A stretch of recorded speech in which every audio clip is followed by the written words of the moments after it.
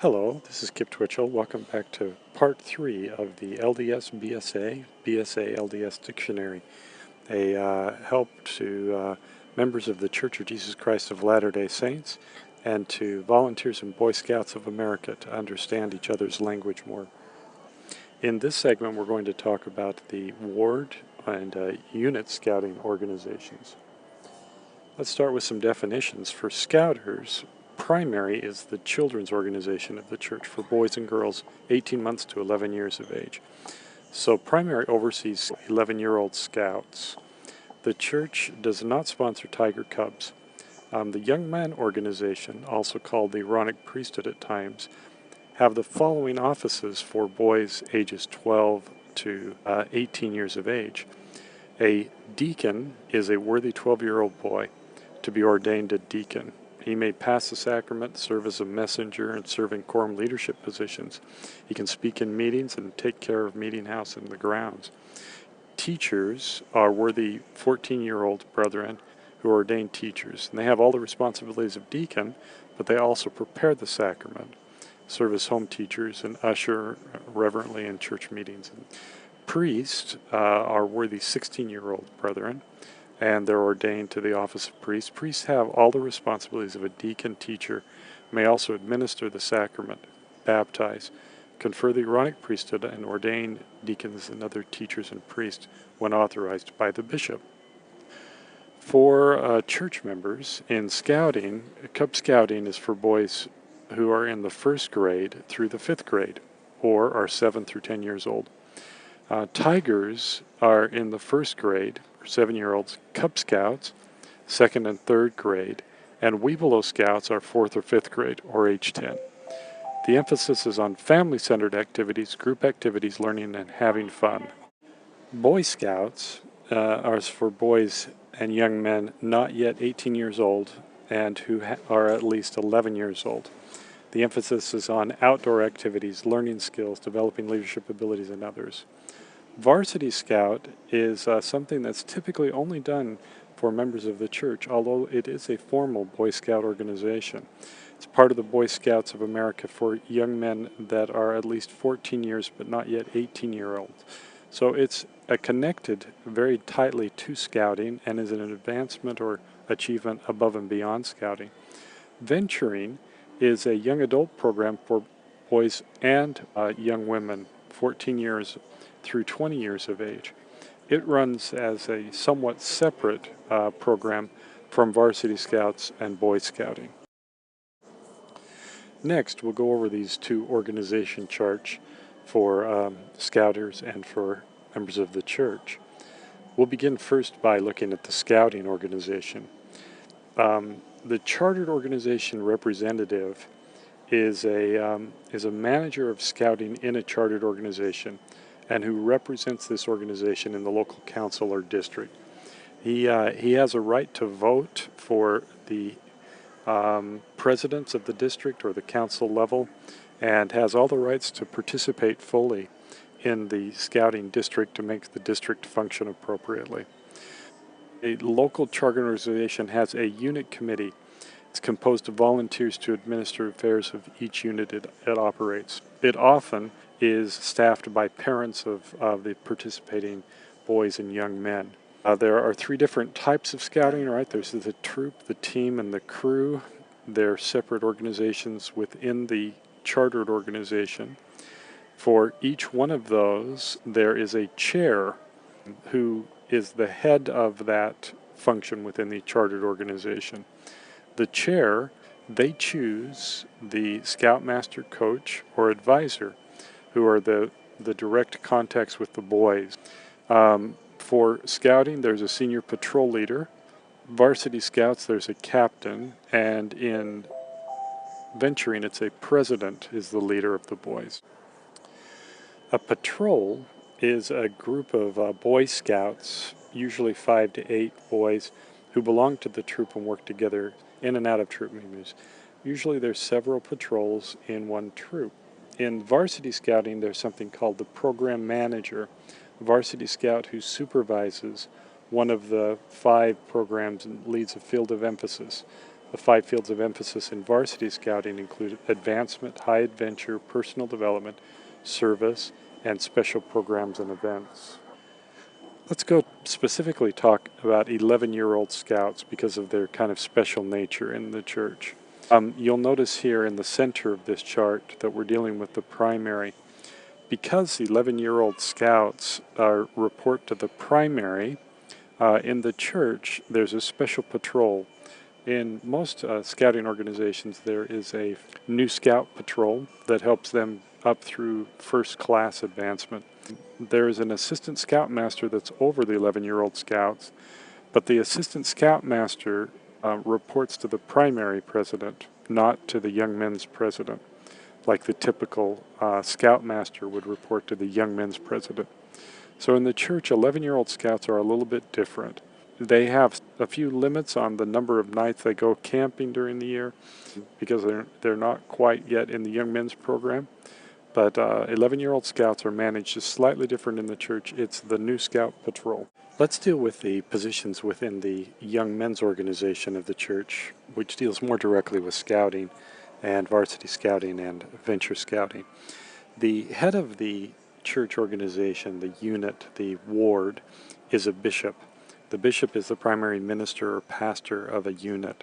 He is also the president of the Aaronic priesthood. By that title, he's given particular responsibility for young men and young women in the ward. So there are quorums or classes that report to the bishop, and the bishop has a first and second counselor.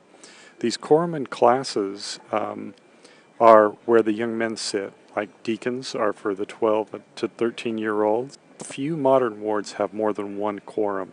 So few modern wards have more than one patrol, except for the 11-year-old scouts, ours, the new scout patrol under the primary responsibility. The teacher's quorum is for the 14 to 15-year-olds. Priest quorums could be up to 48 young men, but there's typically many fewer than that. In each quorum, there is a quorum president, and they're nominated by the bishopric and sustained by the quorum members. And that's what is used as scouting purposes for constituting an election. Let's deal with the young men leader positions now for the young men.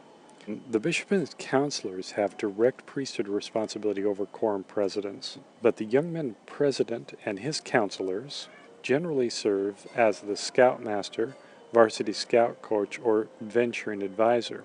So they report to the respective counselors in the bishopric, but the young men are viewed as having direct priesthood responsibility to members of the bishopric. Assistant advisors provide two-deep leadership in each one of these groups. They may be designated at times as the scoutmaster, varsity scout coach, or venturing advisor if the young men president and his counselors are designated by a different title. The committee chair in the church is a little bit of a different unit. If the unit has a separate committee chair, he's not the priesthood line of authority. The young men leaders report to the bishop's counselors or to the bishop.